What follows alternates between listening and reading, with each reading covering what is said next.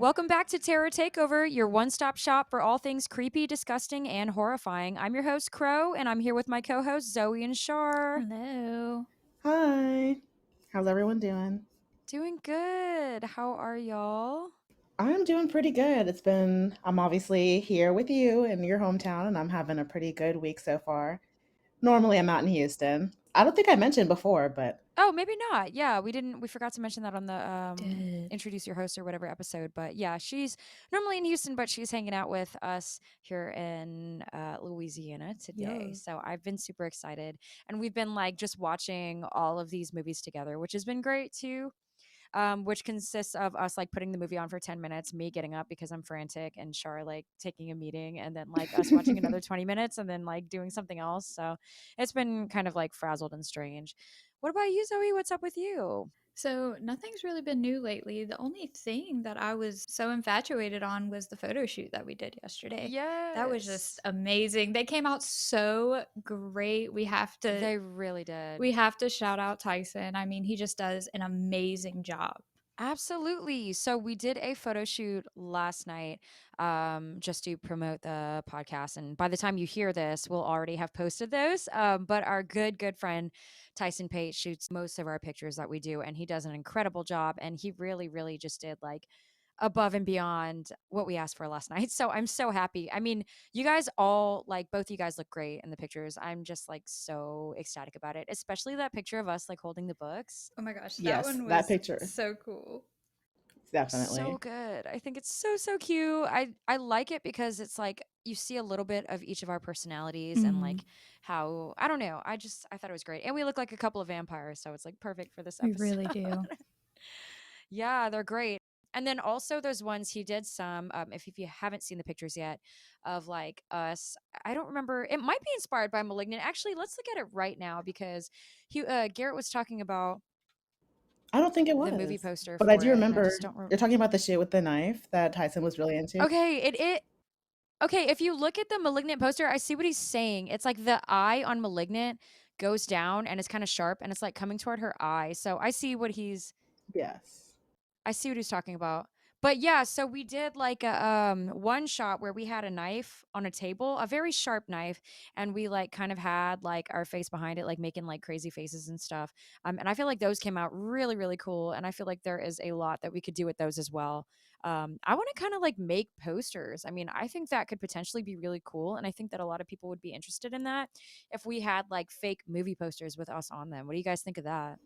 I think that would be badass. These all look like movie covers or horror book covers, and they're just really good. I think that would be a really nice aesthetic since we do mostly watch movies and discuss them to have movie They posters really for our photos. do. Whenever Tyson sent them, I was just so impressed. And he was like, "Oh my Mm-hmm. goodness, these look like a movie poster." And I'm like, "Yes, they They look." look amazing. Again, shout out to Tyson. He does an Yeah, amazing big shout job. outs. Absolutely, I agree. I'm so happy. And then also we've known him for years now and he's only gotten better and better. So it's like it's all uphill from here, dude. And he's Hmm. got the best ideas, so it's always a pleasure to work with him. Anything else going on this week, guys? I'm trying to think. I feel like most of it was just a lot of movie watching and a lot of being just like rotting in bed and stuff. Oh, I started playing Plants vs Zombies this week. Oh shit. Yeah. I'm shaking my head in I'm dismay. I am the dedicated iPad kid of the group. Oh So my goodness. Thorne started playing this video game. I mean, he just plays it religiously. I'm glad he finds oh something that god. he really enjoys when he's not, working or working on music. Yeah. But he'll just be like, "Baby, instead of like taking a nap, I'm just gonna play my little game." What's the And I'm like, "You game? go ahead and play your little game." It's a phone game? He It got is a games on f- his phone? he does have games on his phone. I'm not too sure what the name of it is, but the whole concept is basically you're just going against one team against another, and one side is like the protagonist, and the other side is the The antagonist. And ops. it's a really unique game. I'm gonna have to send that to y'all. Oh my god. I swear with all the like little ads I get so weird. Last week, we covered Living Dolls. We covered Dead Silence, Megan, Puppet Master, And this episode, we are going to be talking about the hottest vampires of the 80s. And there were many. So many. I am so excited about this topic. Charlotte and Crow know that I am huge into the vampirism lifestyle. Yes. It's just something that always spoke to me as a child. I would definitely say, like, in the 80s, it was a curious trend that definitely emerged.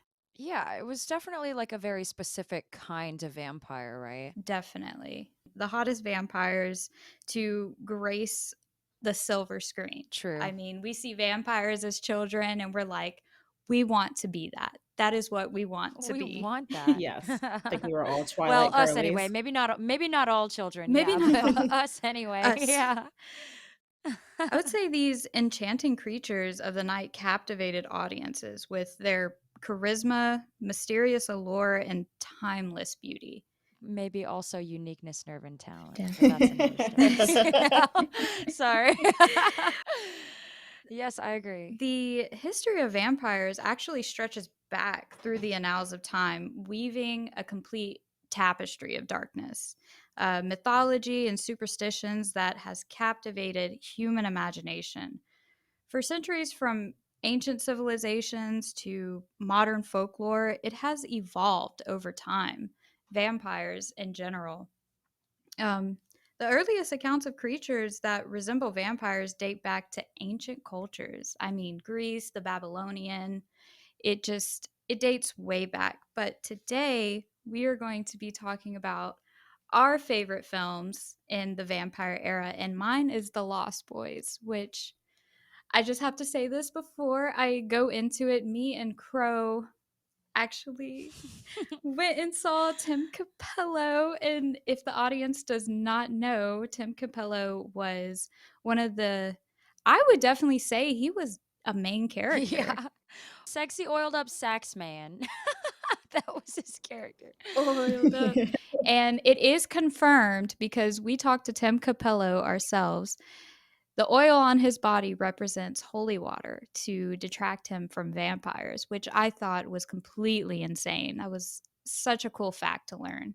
And just being fact checked by Right. the actual person, it's like, okay, we got that. Yeah, it's like insider info. Yeah. You had mentioned it first. You were like asking him about it at first and he kind of looked like he didn't know what you were talking about and I was like, "Oh shit." But then I was like, "Oh, he probably just can't hear over the loud ass like we were playing Nuevo Testamento and like a bunch of like really loud like synth pop in the background and he just couldn't hear you, but whenever he heard what you said, he was like, "Oh, yeah, yeah, totally." We're like, "Yeah, fuck yeah." Nuevo Testamento. So Oh good. my goodness. I am so glad we discovered them. Big recommend. But The Lost Boys is a thrilling and I would say captivating horror slash comedy. There's some witty humor in there. There's a nice bits of horror. Definitely puts you on your feet. It is set in the coastal town of Santa Carla, which actually they had to change the name from Santa Cruz to Santa Carla due to Santa Cruz didn't want to get a bad rep. You know, they didn't want to be like, What? okay, guys, For like, real? because it is actually, quote unquote, the murder capital of the world. Wow. Wait, seriously? Yes, Of the seriously. world? Yes.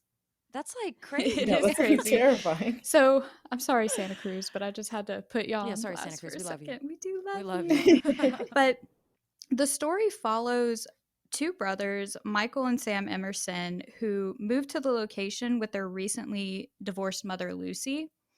As they settle into their new town, they quickly become aware of the dark secrets. They're like, what is going on? Like, there's some weird energy here, weird What elements. is going on? Santa Carla is just completely infested with a group of mysterious teens led by a charismatic but conniving leader, David. I would call the little group a gang. That's kind of what they associate themselves with. I try not to use that term very loosely, but in this sense, but they kind of all look to him as their like god, their leader, and they prey on unsuspecting victims. And Michael becomes completely infatuated with a girl named Star.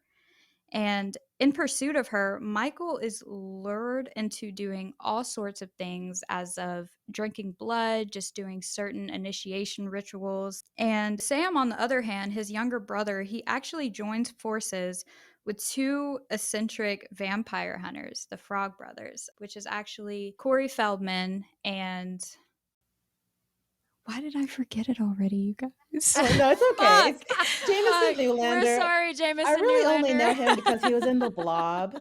Oh, the Blob. Yeah, that movie was the 1988 remake, though. But yeah. Jameson Newlander. Okay. So Sam, on the other hand, joins forces with two eccentric vampire hunters, which is Jameson Newlander and Corey Feldman, Fucking which love we Corey love Feldman. them. Can we also talk about Corey Feldman's music career? How do you feel about that, Crow?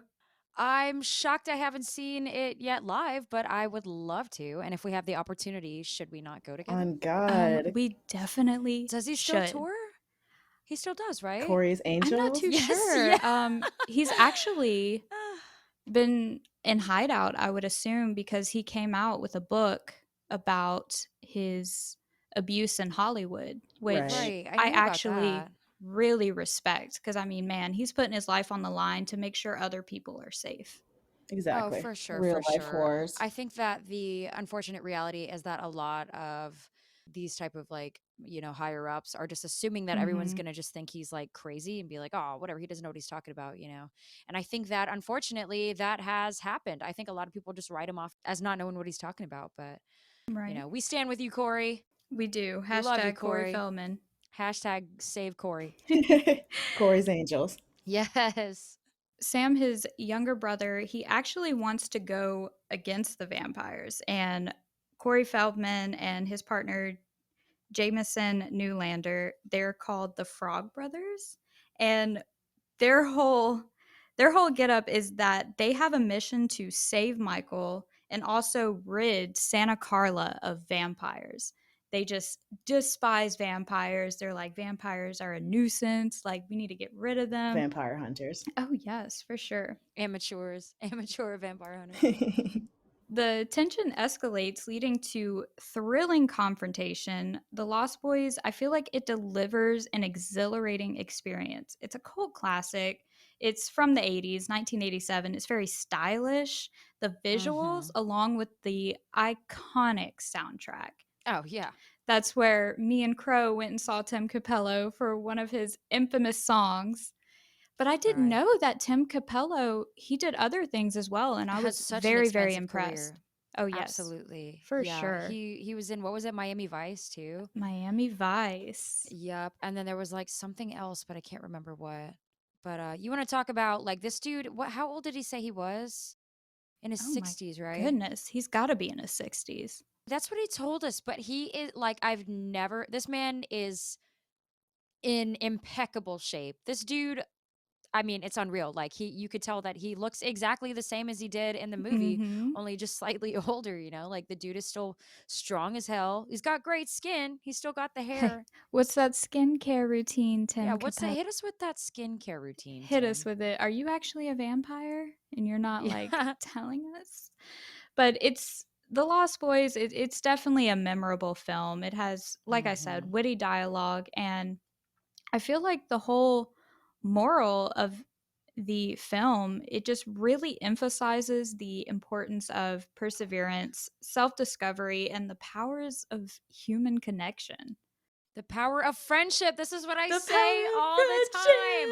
The power of friendship. friendship is the glue that holds us together. I'm Real. so Yes. serious. The power of Yes, I friendship. We absolutely love love it. that. Yeah, great. Yeah, Total that film is a classic. great film. And to our Mhm. devoted audience, if you guys have not seen that film, I highly recommend it. I still watch it at least one time a day.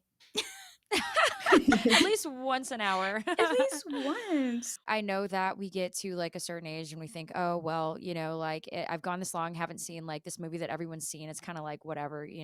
No, don't have that mindset. It's never too late to go back and like watch a classic. And I do it all the time. Same. There's so many movies that I'm like, whoa, it's crazy that I haven't seen this yet. Just like have a day, like do that for yourself. Give yourself the gift of like watching a movie that you've been meaning to watch for like 10 years. It's not too late to Right. do so. I remember watching it when I was a kid, and that kind of introduced me into the lifestyle of vampirism. And this year, I've actually been studying more into it because I genuinely want to get into that lifestyle. And there are people, there are a community that do these things. You have your psychic Right. vampires and, things of that sort. And I just think it's completely fascinating. I remember being really, really young and watching this one guy on the internet. I don't know if any of you are familiar with this, but his name was Don Henry, the Vampire King. Wait, it sounds kind of familiar. Hold And on. he was on the Tyra Banks show. I mean, he was on this one show, actually, Crow. I think you would really enjoy this show, and Charlotte might as well. It's called Madhouse, and Don Henry, the Vampire King, he was actually in that show. And in the show, they push people out of their religious beliefs, and they want to see if individuals have such an open mind. Right, Yeah, for And right. sure. it's a really good show. It never aired, but it's on YouTube. All the episodes are on YouTube, and I think you guys would really enjoy that. I'll have to Nice. look into it. Yes, 100%. Well, very, very It's also good nice. to note that the Lost Boys kind of like introduced the whole like sexy vampire genre. Like cool Yeah, vampires, yeah, anyway. yeah, Like it's cool Yes. to be a yeah. vampire. It can be Like that. young, Well, yeah, that's literally like the quote of or the movie poster says like what is it? Being a vampire is cool or something like that is what it says on the What movie is poster. it? I can't Like remember. party all day, sleep all night? Yes. Something like yeah, No, yeah, that. wait, the other way. I think it's sleep all day, party all night, being a Oh, vampire is yeah. cool or some shit like that. Yeah. yeah.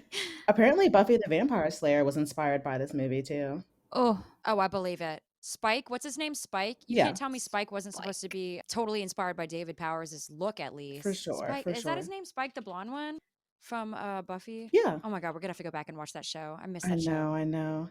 And there's a scene, that scene where David transforms the noodles into worms in Lost Boys is directly remade in What We Do in the Shadows, that mockumentary that came out in 2014. So the movie is definitely like a cultural influence. Oh, huge impact. Huge impact. Yeah, it's good to see like the history of vampire movies and the culture. Well, I think that's such a fun thing about horror is like watching how, well, in film in general, but just watching how it influences movies and things that are to come in the not only near future, but long future after. As far as like, well, I'm not going to say super long, but like we said in the last episode, how the very short doll scene from Deep Red inspired the puppet from or the little like tricycle puppet doll from Saw. And right. it's like Yeah, that was like a literally like a 20-second scene and it inspired such a very important part of the Saw movies. Just that 20-second scene. yeah, for sure.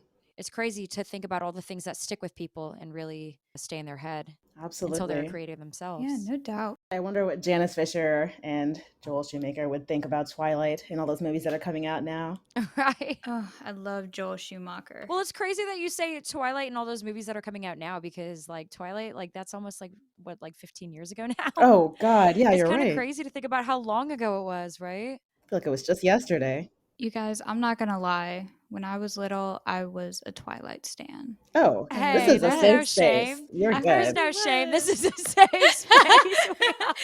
This is a judge-free zone. That's what Char was Yeah. telling me earlier. Char was like, "This is a burp-free zone."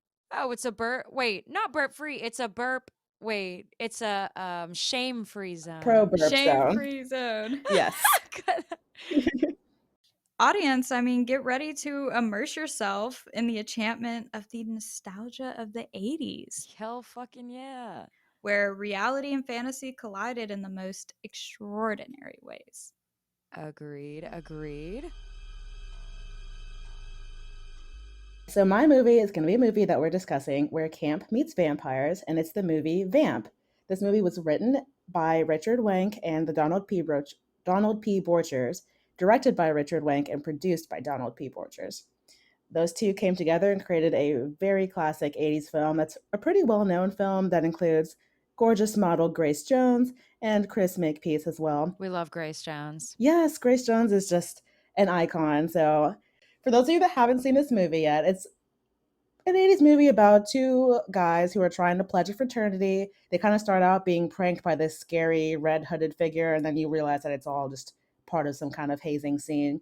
And they end up convincing their fellow brothers that rather than doing all this crap, they just want to do whatever they need to have a really good party that night. So the pledges convince the main members of the chapter that instead of doing the pranks, they're going to go ahead and get a stripper for the big party they want to throw for the night. Of course, these guys are like two college freshmen. They don't really know how to get dancers. They have like $100 between them. But either way, they hear from someone that there's this club way out in the seedy part of town that they can go to find women. So they go ahead and catch a ride from their third partner, a guy named Duncan, who's an Asian American character. And I thought that was really nice that they had representation. It wasn't super cheesy, with the fake accents and over the top hand gestures or anything like That's that. what I was saying. Yeah. That's what I was saying. And then the same actor, I can't remember, you said it was something Watanabe, but he was the same guy from 16 Candles, and his character in that movie was like so incredibly cringe as an Asian person, stuff like that is like kind of hard to watch, to be honest with you. For But sure. it's kind of nice, and he wasn't like exactly the cool character in this movie Vamp, but No. it was nice to see him not just be this like over exaggeration of like what like Asian people were seen as in the 80s.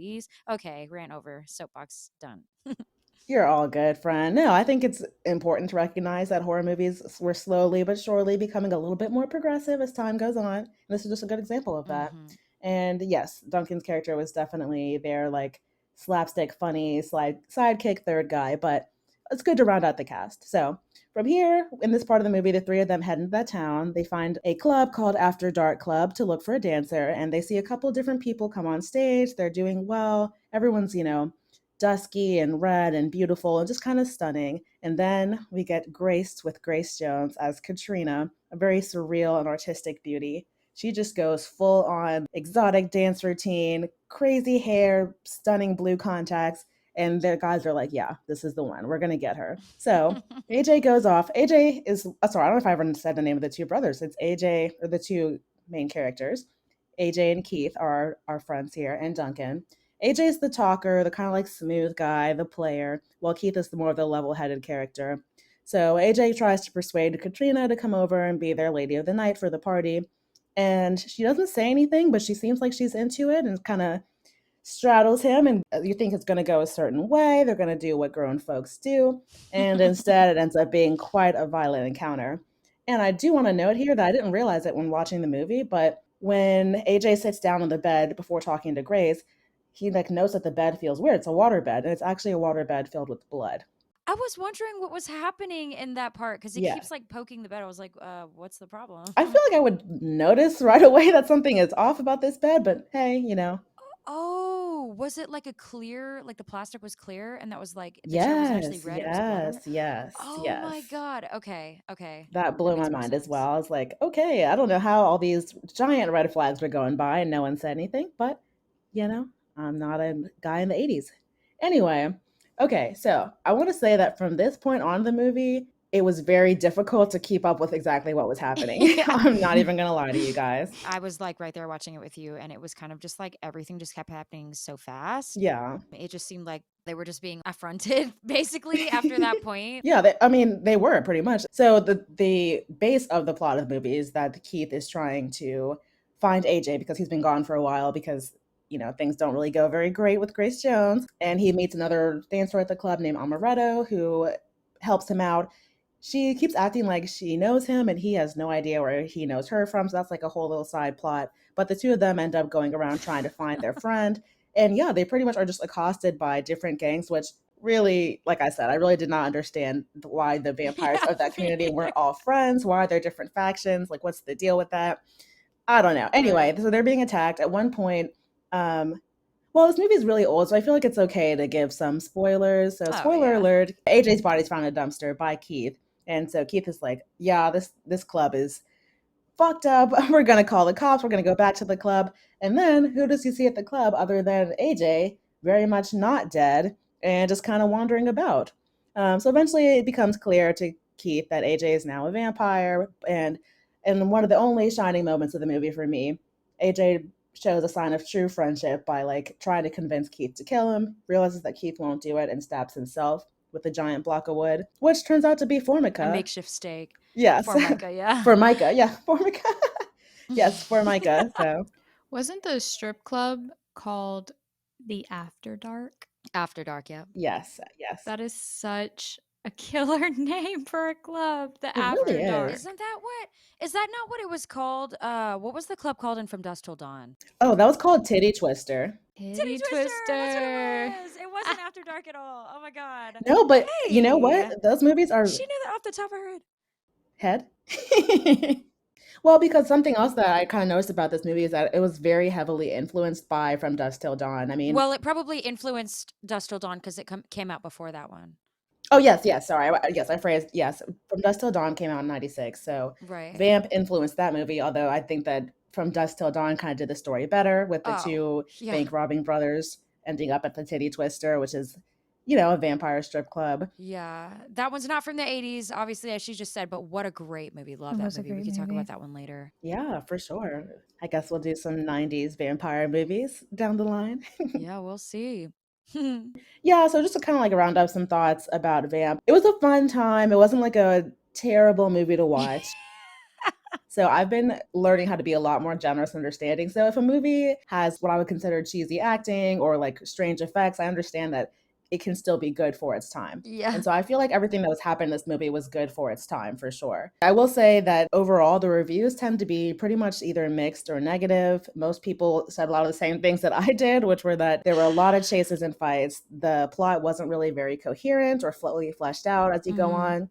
And really, the best parts were pretty much the aesthetics of the movie, particularly Grace Jones, who Right. never says a word in the entire movie. Not a single So that's a word. very interesting call, since she's known for her sort of eccentric personality along with her eccentric looks. So I would say this movie definitely fits the 80s vampire bill. Grace Jones is hot. All the vampires in the movie are hot, hot. I mean, they are making money off their bodies, you know?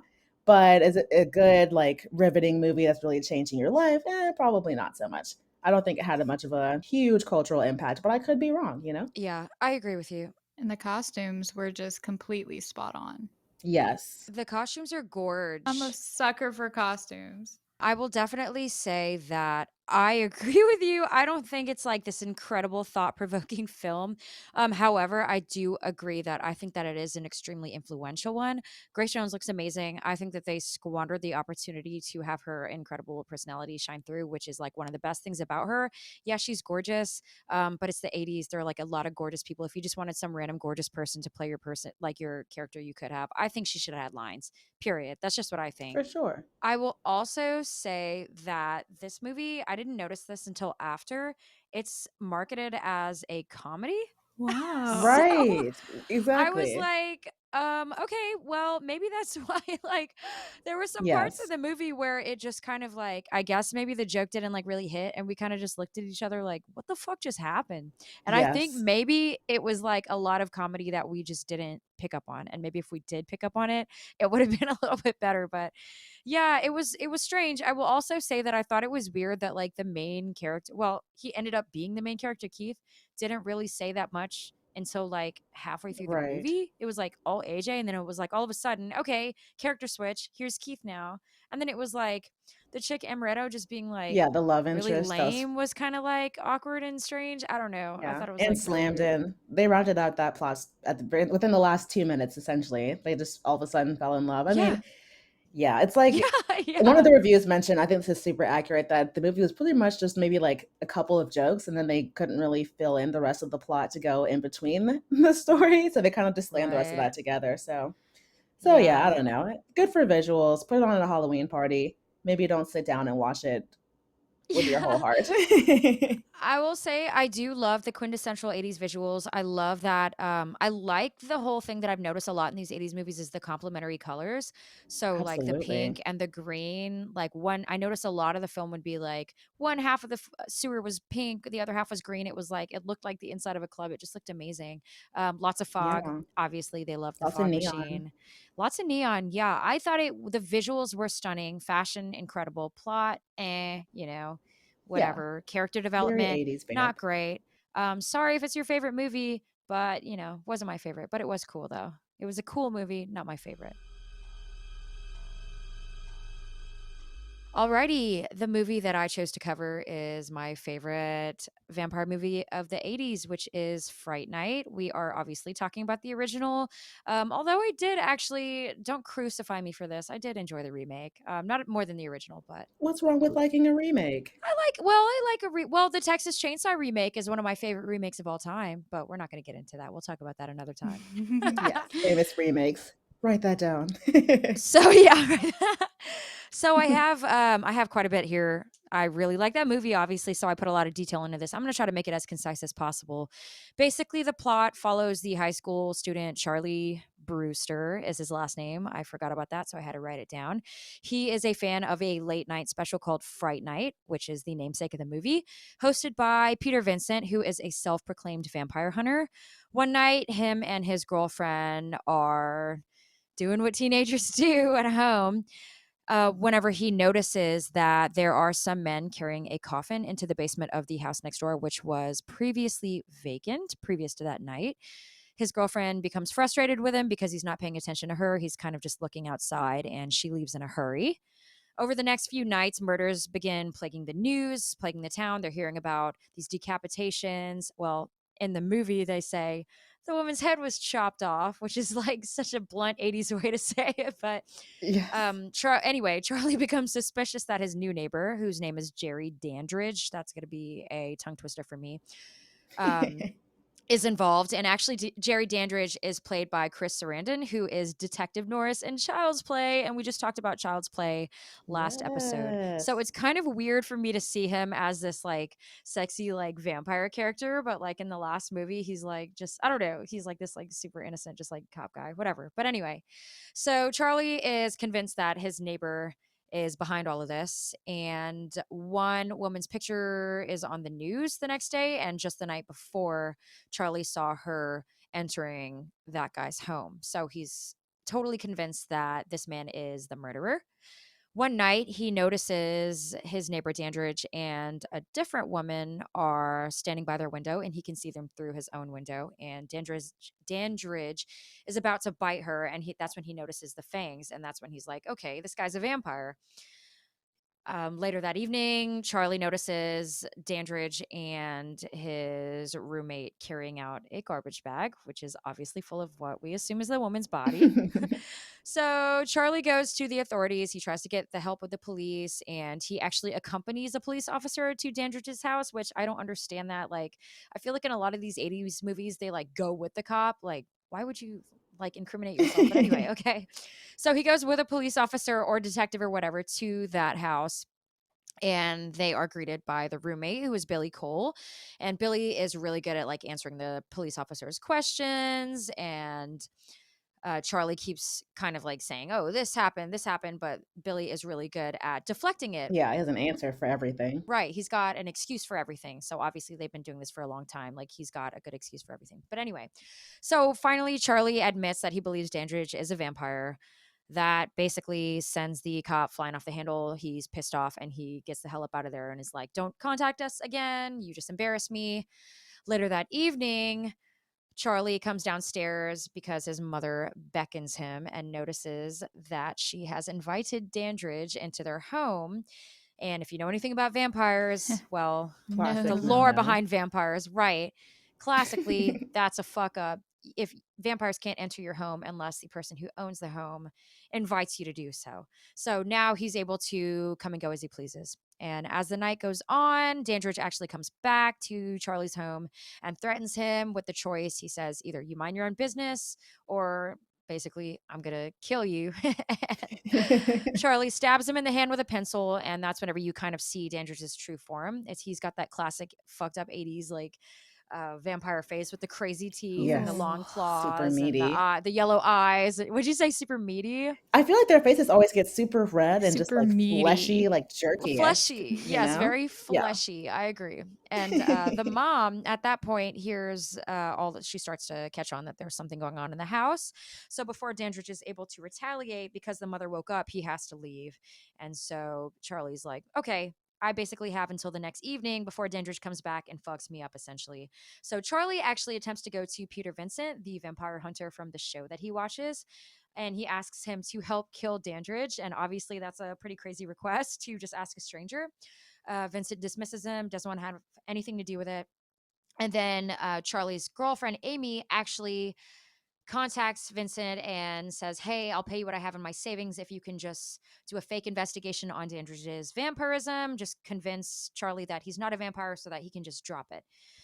So he agrees. And Charlie, Amy, Peter Vincent, and their friend, who they nickname Evil Ed, all go to Dandridge's house to do this fake investigation.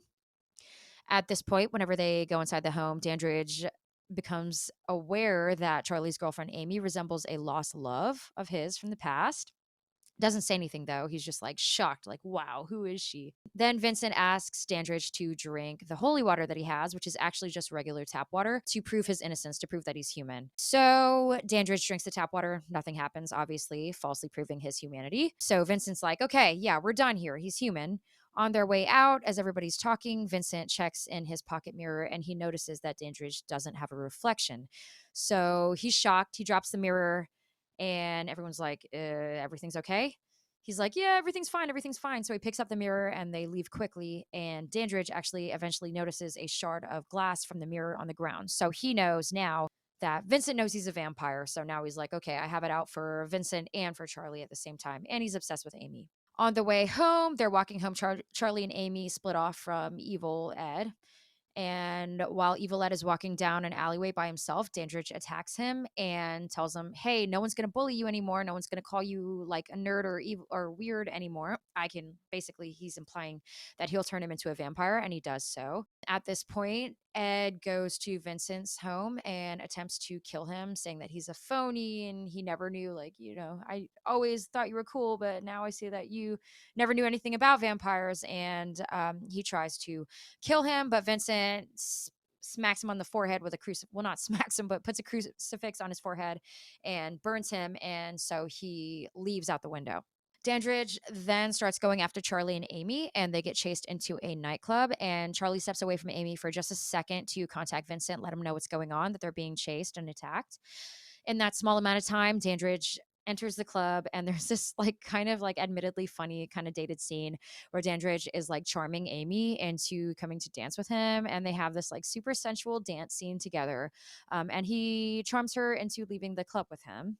He tells Charlie that if he ever wants to see Amy again, he needs to bring Peter Vincent to his house. And while they're waiting on Charlie and Vincent to get there, he bites Amy and he starts the process of turning her into a vampire.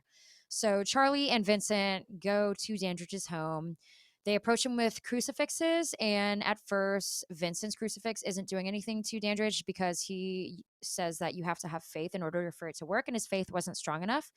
Charlie's crucifix, however, actually does work, and so Dandridge starts backing up. I keep feeling like I'm saying dandruff, but Dandruff starts kind of like backing up a little bit, and it's kind of like working. But then his roommate Billy Cole appears out the cut and attacks Charlie, and in that moment, Vincent gets the hell up out of there, runs to Charlie's house next door, and is trying to wake up Charlie's mom and be like, "Hey, there's a bunch of crazy shit happening next door." So he checks the mother's bed, but it's actually Ed in a wig.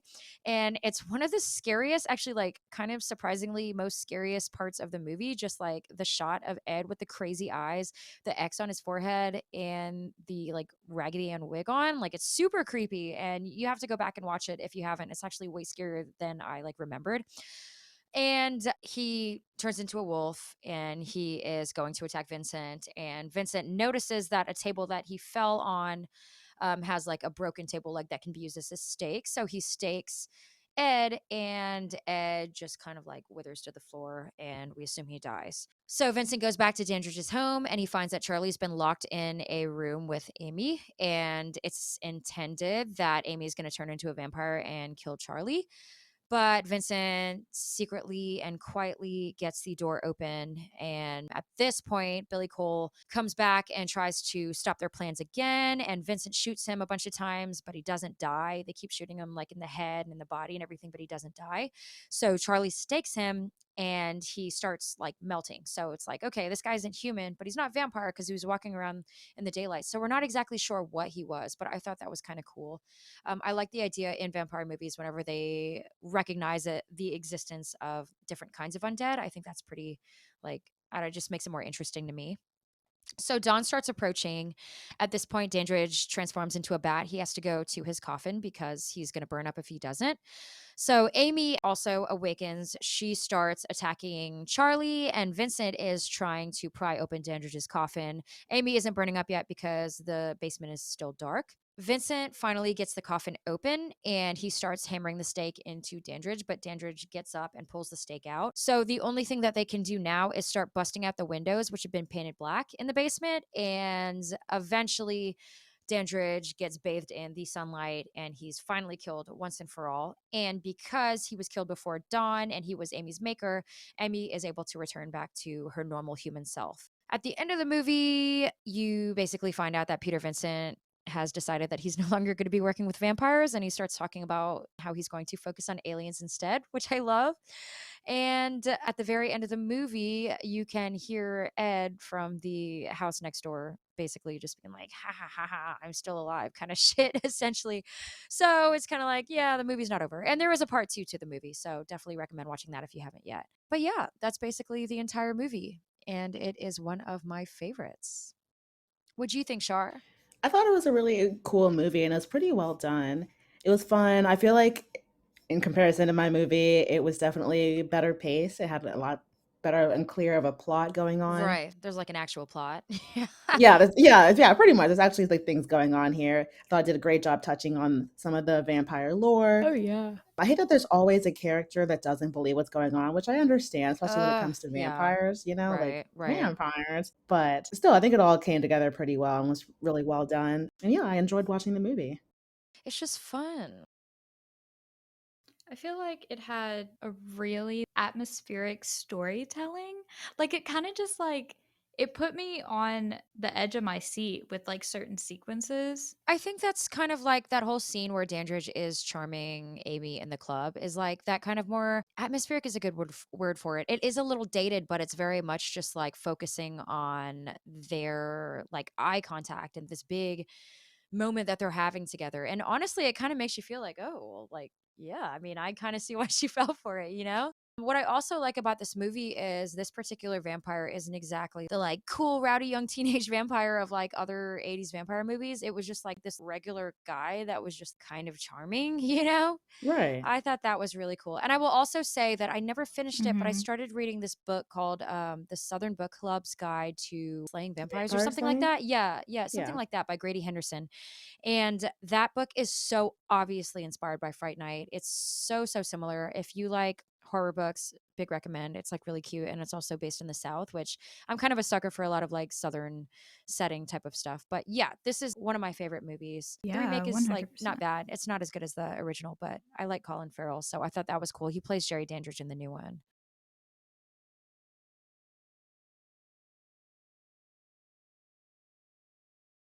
Yeah, so we kind of talked a little bit off the podcast about how we think 80s vampires are similar to today's vampires and how they maybe paved way for vampires after them. What I think is similar about 80s vampires with today's vampires is that obviously they're charming and seductive. I think that the 80s vampires really paved the way for that sexy vampire moment that is like the cool, for example, the cool vampire or the people that you want to be around. I think in a lot of older vampire stories, it's kind of like people are a lot more generally terrified of them rather than look up to them and think that they're like really cool. But I will say that I think a lot of the difference between a lot of the movies vampire movies that is from the 80s and movies today, which is a little bit opposite of what I just said, but I think that what's cool about those movies is that vampires were still really seen as dangerous. They weren't seen as being like Mhm. a workable potential love interest. Like, yeah, maybe you thought they were hot and you thought they were charming, but you weren't really going to have like a real actual relationship with them. Where we think about like the stuff that came out a little bit more recently, like True Blood, which you guys know I love actually. Yes. There's some Twilight, things True like, like Blood. Vampire Diaries, things like that. Vampires are just like, oh, they just kind of have this setback, but we're able to like, yeah, we can love each other. That wasn't a thing in the 80s. Like that you're probably going to die if you get too close to a vampire, which I thought was really cool. It still made vampires seem like there was actually some sense of Right. threat around them, if that makes any sense. Yeah, no, I totally agree with you. I think prior to the 80s, it was all about Dracula and like really scary, creepy, crawly vampires. And then from the Right. 80s onwards, we transitioned into more of the, I mean, the 80s were it's all about fashion, music, going to the club, and the same thing Yeah. touched on vampires as well. Added the sexy aesthetics, the shape shifting, a lot of the romances, and all the dangerous appeal of lust and nighttime. Right. A lot of, well, obviously at nighttime because vampires, but a lot of like really cool like nightlife shots as well because it's the 80s, like such a what an incredible heyday for nightlife. Wish I could Yeah, have everybody's experienced coked it. up and clubbing hard. Yeah. Let's be real. True. Yeah, so we only covered 3 really quintessential vampire movies, but there are so many more. I just wanted to mention The Hunger from 1983, the disorientingly sensual vampire love triangle, quintessential vampire love triangle movie starring actually David Bowie, Catherine Deneuve, and Susan Sarandon. That movie is kind of like, I don't know, that's like one of those movies you watch and the whole time you kind of feel sleepy, just like hazy, but you really feel enveloped in it. I did like that movie. David Bowie just has that effect of Agreed. just making us feel comfortable and sleepy. I mean, when he did The Labyrinth, Right. Yeah, true. 100%. It was Well, I such a mean, great he was movie. like the original cool. 1988, Vampire's Kiss. That is the comedy horror starring Nicolas Cage, who is a bigwig exec turned vampire. Fun fact: there is a cockroach eating scene where he picks a cockroach up off of a stove and like pops it in his mouth and eats it. That's real. So if you ever go Oh back and watch that God. movie again, it's like really disgusting. Like, and they actually said, which is so upsetting, they actually said that took multiple takes, so you can probably Ooh, imagine I can how. only imagine. Yeah, I can only imagine. they Oh said my it took goodness. multiple takes because he said something about the quote was like everything within his body was telling him not to do it. Can you imagine? Oh my god, just pops that sucker The in his mouth. universe said not to do Oh it. Ooh. yes. Fate told him stop. And then we have Vampire Hunter D from 1985, which is an anime, and it served actually as a big source of inspiration for the Castlevania games. So definitely check that one out too. Wow. It's funny because Nice. when we think of anime, we don't really think, well, depending on who you are, a lot of people don't think of anime as going back and being so influential in the 80s, things like that. But there are so many good animes from that time period. One of my personal favorites is Fist of the North Star. Love that one. That's around the same time period. Yeah, there are so many other eras of vampires that we could cover too. We just could not. There's no way we could have done it in one hour episode. Right. Real life vampires, I was thinking, is one, which would probably be more true crime based or vampires in fiction today. Let us know if you guys have any ideas for vampire topics that you want us to cover. Well, since we're kind of nearing the end of the podcast, I gotta ask, okay, eternal life, drinking blood, being cool and hot all the time, would you guys want to be vampires? God, Oof. yes. 100%. Yes. Yes. Yes? The way me Oh and my Zoe were like, yeah, God. definitely. I should have known. Absolutely. You're just waiting. My pale brunette Oh my beauties. Of course, that was a gosh. yes from y'all. You wouldn't? um, I would love to say that I would, but I'm obviously a creature of the sun. I love being outside in the Oh, sun, that's love being true. hot, love Yeah. daytime. So I just could not deal with that part of everything. And then I don't Right. really like being hungry. I get real hangry. So I would be stressed out trying to find humans to poach. Oh, that's true. Yeah, it's definitely like like it definitely is like harder, so you'd be hungry all the time. But I kind of feel like I am hungry all the time. Yeah, literally. Yeah, true, true. Vampires are probably the best, though. Oh no, vampires are 100% the best. I stand. Wouldn't want to be a zombie. That would fucking suck because then you're just Oh, when you Yeah, don't even have your no. brain no. about you. You're just like dumb as Goodness. hell. And and probably in Maybe not a pain. werewolf, because I find the transformation looks Oh, incredibly painful. Looks yes, painful, and yes. also they can't, like, control themselves when they're werewolves, right? Like, isn't it well, I guess it depends on the Yeah. movie, but for the most part, it seems like werewolves can't actually control themselves when they're in the Right. wolf form. Yeah. And they always end up naked. Yeah, that sucks. So true. That sucks so bad. Like, what the hell? Hey, it's just a part of human nature, you know? So Yeah, true. now. So true. Got that dog in them.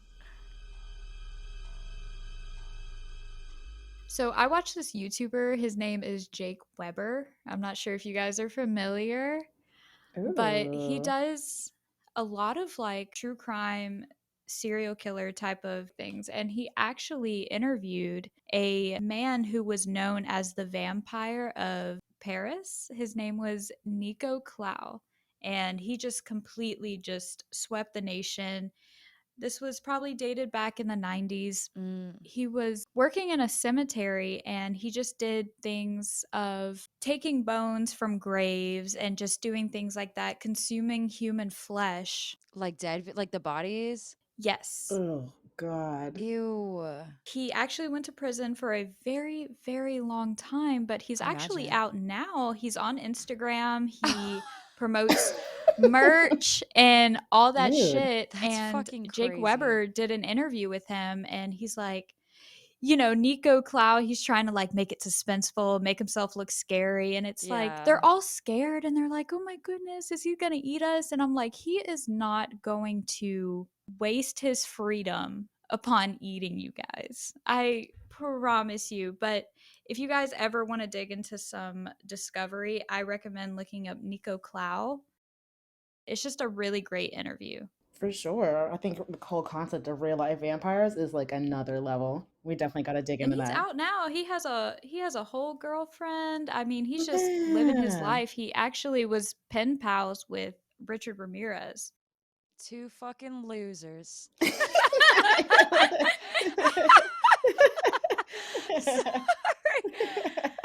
I'm all like, this is so interesting. Crow's like, what a bunch Nerds. of geeks. Flesh eating dorks. Okay, guys, today we talked about the hottest vampires of the 80s. You heard from Zoe with the Lost Boys. Char talked about the campy Vamp, and I talked about Fright Night. Let us know what you guys think. Is there any other 80s movie that you want us to cover? Is there any other vampire topic you want us to cover? Let us know. Next week, we are going to be talking about our favorite final girls. So you definitely don't want to miss that. This is going to be one of Charlotte's favorite episodes. So if you want to hear Charlotte be excited about something, tune And in. dear listeners, please stay curious, stay cautious, and keep your stakes at the ready. Good night, and may your dreams be free of fangs and bloodlust. Bye, Bye. guys. Bye. Is there a story, film, or topic you want us to discuss in an upcoming episode? Email your suggestions to terrortakeoverpod@gmail.com. Intro music by Carl Casey at White Bat Audio.